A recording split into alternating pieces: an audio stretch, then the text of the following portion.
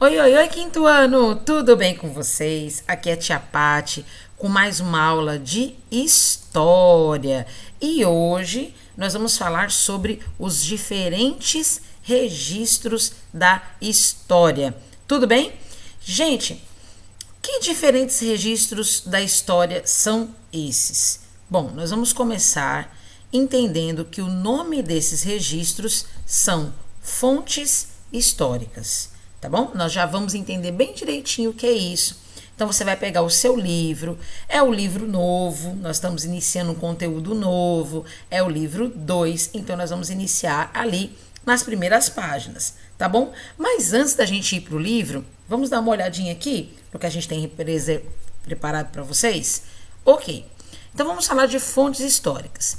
As fontes históricas, elas foram produzidas por um grupo de seres humanos em várias épocas diferentes, documentando então fatos importantes ao decorrer do tempo. Então, a história, ela se preocupa em evidenciar e dar mais importância aos registros documentados de todos os fatos importantes no tempo em relação ao ser humano, em relação ao homem, ok? Então, para que você entenda como funciona a história, a gente pode chegar hoje num ponto de mostrar para vocês os diferentes tipos de fontes históricas. Então, a história estuda as experiências humanas no decorrer do tempo, e aí a gente precisa de ter isso documentado, registrado de alguma maneira. Então, política, cultura, religião, a organização das civilizações, enfim, tudo aquilo que traz ou faz parte de algo para o ser humano, uma experiência para o ser humano, tudo isso se torna um objeto de estudo dos historiadores.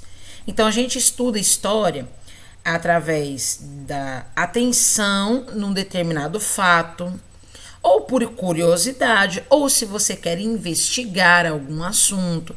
Enfim, a gente registra a história para contar as situações relacionadas ao ser humano. Tudo aquilo que engloba o ser humano, a história, ela documenta.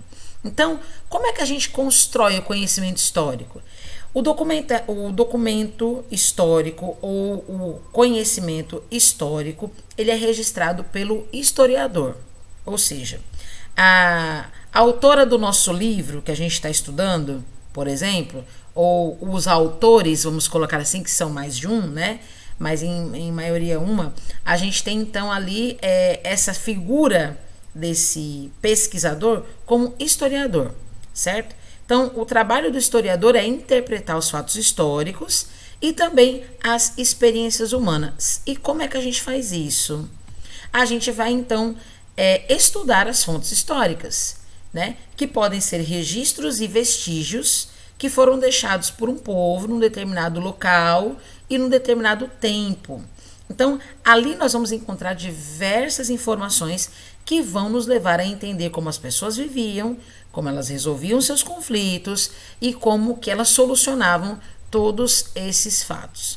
Então, a gente pode ter as fontes históricas iconográficas, que nada mais são do que imagens documentadas por mapas, pinturas, não é? Fotografias. Nós temos também os relatos orais, que são histórias que são passadas de geração para geração através de lendas, mitos, não é mesmo? Casos. Nós também podemos falar a respeito das fontes históricas imateriais, não é? As danças, o modo como a gente faz determinada coisa, por exemplo, o modo como as cerâmicas são feitas, o modo como as pinturas indígenas são colocadas, as danças como capoeira, frevo, que são muito particulares aqui do nosso país, enfim, são fontes imateriais que não se podem ser pegadas, mas que existem para documentar, né, algo relacionado ao ser humano. Temos as fontes escritas, como documentos, registros feitos em argila, pinturas rupestres, temos jornais, revistas, temos também as fontes materiais, que são objetos que podem também trazer para a gente um aspecto daquela época, de um determinado tempo onde o ser humano viveu. Enfim, então a gente tem aqui relacionado para vocês alguns itens que podem ser considerados como fontes históricas. Certidões, cartas, testamentos, livros, revistas, pinturas, fotografias, anúncios, entrevistas, depoimentos, armas, construções, roupas, brinquedos, lendas, festas populares, enfim, todas essas podem ser consideradas, então, fontes históricas. Mas a gente também tem as fontes históricas secundárias. Como que se dá isso? As fontes históricas secundárias são textos historiográficos, tá bom? O que são textos historiográficos? É um texto onde vai ser criado ali, através de uma pesquisa, o desenvolvimento dessa pesquisa, vai ser o resultado da interpretação das fontes primárias. Então, por exemplo, a gente viu ali imagens da primeira forma de escrita que se tem registro no mundo, que é a escrita cuneiforme, que nós estudamos no bimestre passado e vimos que os povos da Mesopotâmia, eles que desenvolveram esse tipo de escrita. A partir do momento que o historiador vai fazer essa pesquisa, ele pode ter uma interpretação dessa fonte primária e assim ele pode criar ali outros registros, dando novos pontos de investigação para novos historiadores. A gente também tem as produções cinematográficas, como os filmes que a gente assiste hoje. Esses filmes também são fontes históricas secundárias, pois foi necessário fazer uma grande pesquisa para poder reproduzir no filme a fidelidade dos fatos, segundo a percepção de outros historiadores, tá bom? Bom, a gente pode então entender que a história ela vai ser analisada mediante o ponto de vista de cada historiador. Então, a interpretação da história ela é muito pessoal. Não tem como a gente dizer que a história ela vai ser 100% colocada como algo verdadeiro, embora em muitos pontos sim, você consiga dizer isso por conta de que fatos coincidem, né? Então, a forma de vida de um povo, as coisas que sucederam dentro da evolução dessa civilização, uma coisa ela vai sempre se completar, né? Como é que a gente pode dizer? Complementar. Pronto, essa é a palavra. Vai sempre se complementar com a outra. Mas existem fatos que ficam difíceis de serem interligados. Então, o historiador ele tem liberdade. A ideia é essa, tá bom? O historiador ele vai ter liberdade de poder interpretar da maneira como ele acha correto. Mas há quem diga que contra fatos não há argumentos. Então, existe também a questão da idoneidade do historiador de registrar os fatos como de fato aconteceram e não simplesmente inventar coisas só pelo seu ponto de vista. Então, existe uma idoneidade na profissão do historiador para que ele possa investigar a história e registrar os fatos verídicos, porém, segundo a sua interpretação. Então, aqui a gente tem alguns exemplos de fontes históricas. Os jornais, né? Esse aqui é um dos jornais de 1800, né? Olha só, do século XIX, né? A gente tem aqui itens como, por exemplo, deixa eu voltar aqui, ó. A gente tem imagens registradas aí do período dos egípcios antigos, né? Registrados aí nas paredes das pirâmides, né? Dos faraós. Temos livros, temos pinturas, temos instrumentos de uso primitivo, temos mapas, olha, temos bússolas, temos monóculos, temos globos terrestres, moedas, pinturas rupestres, enfim, nós temos muita coisa que a gente pode investigar e assim chegar às conclusões necessárias de estudo. Então, o que nós vamos fazer aqui agora? Vamos observar então aqui na página 2 os quadrinhos que a gente tem aqui, ó, para a gente poder investigar, ó. De acordo com os quadrinhos, converse com os colegas e o professor sobre estas questões. Então, a gente está vendo aqui, ó. Uau, que objetos são esses? Quem usava esse porta-joias? Que textos foram escritos com essa caneta, caneta de pena, né? Ah, se existisse máquina do tempo, né? Pois é, mas de acordo com esses quadrinhos, como é que a gente pode responder essas questões então aqui, ó? Os tipos de objetos representados podem ser estudados para conhecermos histórias de pessoas que viveram no passado? Será que os objetos que estão lá nos quadrinhos que a gente acabou de ler, podem ser utilizados para isso? Então, a gente espera que você, sim, responda afirmativamente essa questão, porém, a gente também espera que você complemente a sua resposta explicando como, então, que esses objetos aqui representados na história em quadrinhos podem explicar o modo de vida das pessoas no passado.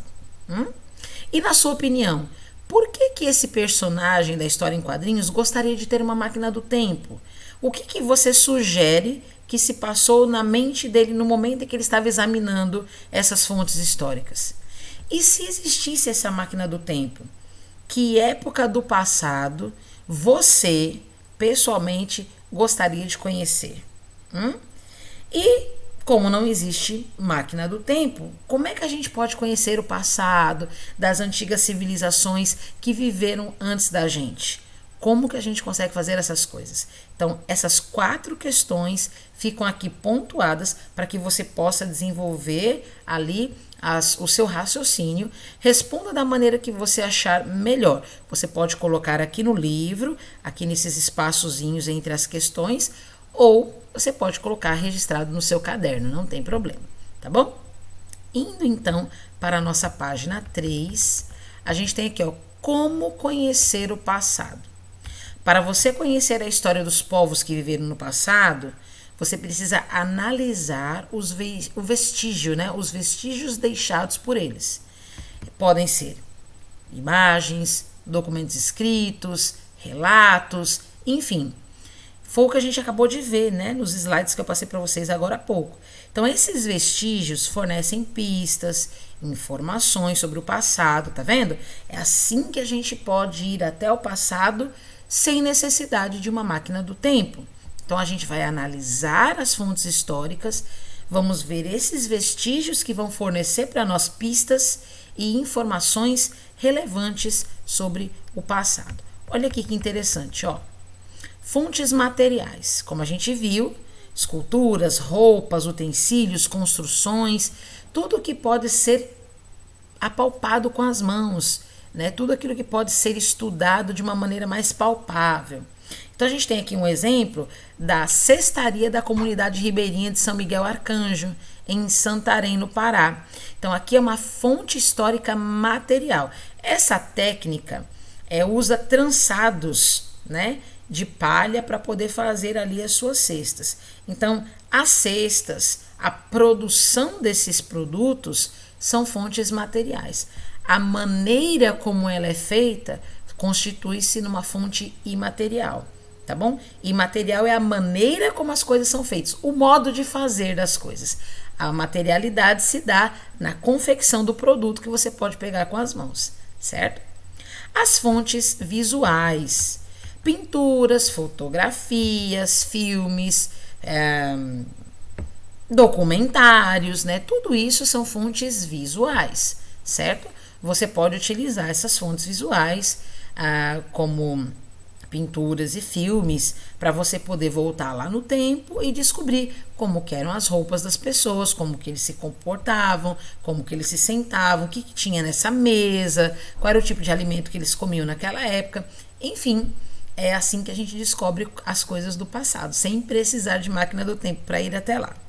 E as fontes orais, né? As fontes orais são depoimentos, mitos, lendas, né? Causos, programas de rádio, entrevistas, né? Tudo aquilo que se fala, né, verbalmente, a gente classifica como fontes orais, tá certo? Fontes escritas são cartas, livros, textos, jornais, tudo aquilo que pode ser escrito e documentado, né? Tudo isso são considerados fontes escritas. Aqui, por exemplo, você tem o Diário de Zlata, por exemplo. Zlata Filipovich, acho que é assim que diz o nome dele, né? Aqui escreveu as dificuldades, né, que vivia entre os familiares durante a guerra na Bósnia em 1992, tá certo? Então, aqui a gente pode ver na página 4 que as fontes históricas são extremamente importantes para o historiador. O historiador, ele não vai conseguir identificar o passado dos tempos antigos, da humanidade que viveu antes da gente, sem essas fontes históricas. Então, como eu falei para vocês agora há pouco, está aqui a nossa historiadora, a Lilia Schwartz, eu acho que é assim o nome dela, certo? É uma historiadora brasileira que já pesquisou vários temas sobre a história do Brasil. É sobre ela que nós estávamos falando ali no primeiro momento, né, das nossas explicações, e ela testifica isso, que pesquisar, identificar e analisar os vestígios produzidos no passado é parte da vida do historiador. Então, o historiador, ele vai pesquisar isso, ele vai se aprofundar nisso, e isso é muito utilizado justamente para a produção de livros didáticos como os nossos, que nos ajudam, então, na compreensão das histórias do passado, tá bom? Então, é muito comum e é muito preciso analisar as diferentes fontes históricas para que a gente possa conhecer o passado de uma determinada época. Tá bom? Então, aqui a gente vai ver mais uma documentação aqui, ó, de fonte histórica, tá vendo? Essa aqui, ó, é uma pintura, certo? De Johann Moritz. Chama-se Desembarque de Escravizados no Cais do Valongo. Tá vendo? Fala de uma época em que os escravos eram trazidos da África através das embarcações, e você pode perceber que os escravos eram negros ou de cor preta. Hoje em dia se pode dizer as duas formas, não é isso? Então, as duas formas estão corretas na aplicação. Então, você pode perceber que nessa pintura, a roupa das pessoas que são de pele negra, elas têm uma pobreza característica, e as roupas das pessoas brancas já têm um requinte mais elevado. Então, você consegue perceber que na época em que esse quadro foi pintado, a civilização da época considerava a segregação racial, e portanto os negros, eles foram por muito tempo na história vilipendiados, açoitados e humilhados só pela cor de pele. Como é que a gente sabe disso? Por conta das análises desses vestígios, tá vendo? Indo mais adiante, na página 5, fontes históricas 2, olha aqui. Aqui a gente tem um registro de um depoimento, portanto, uma fonte histórica verbal, oral, né? E aqui é um depoimento de um ex-escravizado, que o nome dele é Augustinho, e esse depoimento diz: você se lembra de ter sido feito prisioneiro na África antes de ser embarcado? Aqui é uma pergunta que o Augustinho vai responder. Sim, um mercador vendeu produtos para o meu tio, que morreu antes de pagar o que devia. O mercador veio e apreendeu todos nós e nos fez prisioneiros e nos levou para a costa. Ficamos lá mais ou menos uma semana ou 10 dias, então fomos colocados no navio. A roupa de todos os negros indo a bordo eram destruídas até o último trapo. Então eles tinham que fazer a viagem completamente nus. Olha que vergonha, já pensou passar por uma situação dessa? E como é que a gente descobre essa situação, essa realidade? Lendo esse relato, lendo esse registro. No caso aqui, foi um depoimento e depois ele se transformou num registro visual, né, escrito, né, uma das fontes históricas que a gente mais pesquisa, que são os documentos, né? E aqui na Fontes Históricas 3, você está vendo o seguinte: você está vendo uma caixa de metal, né, com miçangas de um colar, você está vendo um brinco de ouro no formato de meia-lua, e você está vendo aqui alguns dados, né, que são assim jogos, né, utilizados para jogos. Então, como você pode ver, esses objetos aqui, segundo os nossos historiadores, foram encontrados no Cais do Valongo, na cidade do Rio de Janeiro. Ou seja, a cidade para onde os negros estavam sendo levados no período da escravização no Brasil. E esse lugar foi muito utilizado em 1811 até 1831 para o desembarque das populações africanas que eram trazidas pelos portugueses, né, direto para o Brasil. Lembrando que o Brasil é a localização geográfica mundial de maior tráfico negreiro da história do mundo. Tá? Então, o Brasil foi o lugar que mais negros vieram para cá, para a colonização, certo? Então, essas fontes históricas, elas poderiam ser usadas para a pesquisa de qual tema da história do Brasil. Você viu ali o quadro, você viu ali o depoimento e você viu ali as fotos dos objetos, né? Então, ali você tem na pergunta 1 da página 5, você tem então aqui 4 alternativas. Qual seria a alternativa que você iria marcar? Sendo que nós estamos falando de período de escravização, certo? Então, você dá uma olhadinha aí na sua resposta e você vai marcar o X, tá bom? Deixa eu só conferir aqui até que página que nós vamos hoje. Ah, tá ok. Vamos então aqui, ó. Questão 2. Que informações sobre este tema é possível obter com a análise das fontes 1, 2 e 3. Aí aqui você pode registrar no caderno, porque aqui você não vai ter espaço para isso. Então, as informações sobre esse tema, eu quero que você registre no seu caderno quais informações você pode ter analisando essas fontes, certo? Eu analisei então um quadro que mostra então a cultura da época, ou seja, os escravos eram trazidos de barco, né, da África para o Brasil. Eles tinham roupas muito simples, muito singelas, enquanto que as pessoas de pele branca tinham roupas mais elevadas, de um nível um pouco melhor. Então, fala-se de classes sociais totalmente distintas. Você também pode falar a respeito do que? Quando você ouve o depoimento, quando você lê o depoimento do escravo Agostinho, do ex-escravo Agostinho. Você pode perceber como eles eram tratados dentro dos navios negreiros, que eram conhecidos como tumbeiros, entende? Você pode registrar como eles eram tratados ali, como praticamente animais. Praticamente não, pior do que animais, não é? Deixados todos nus durante toda a viagem, né, até chegarem aqui no Brasil.